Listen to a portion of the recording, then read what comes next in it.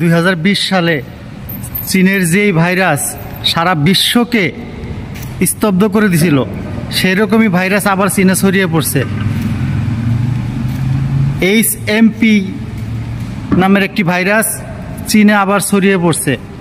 চীন থেকে বিশ্বের অনেক জায়গায় এখন ছড়াইতেছে সেই ভাইরাস, কারণ চীনের অনেক লোক সারা বিশ্বের সাথে বিজনেস করে, সারা বিশ্বে ঘোরাঘুরি করে।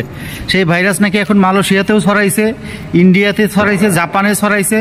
তাই আমরা যারা মালয়েশিয়া প্রবাসী আছি, আমাদের সবাইকে সাবধানে থাকতে হবে। আমরা যাতে আক্রান্ত না হই, আমরা যাতে এর থেকে সেফে থাকতে পারি, সেই জন্য আমাদের সবাইকে সতর্ক থাকতে হবে।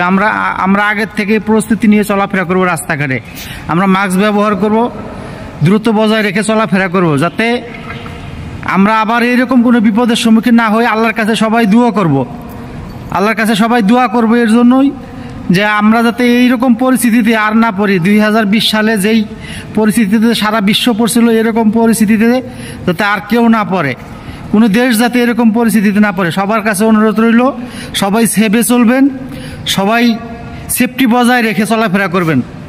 বিশেষ করে এই সময়টায় আপনারা জনবহুল এলাকায় চলাফেরা করবেনই না। কোনো পাবলিক জনবহুল পাবলিক প্লেসে না যাওয়াটাই ভালো। ধন্যবাদ সবাইকে। ভিডিওটা সবাই একটু ছড়িয়ে দিন, শেয়ার করে ছড়িয়ে দিন, এই ভাইরাস সম্পর্কে যাতে সবাই জানে। ধন্যবাদ সবাইকে। আসসালামু আলাইকুম।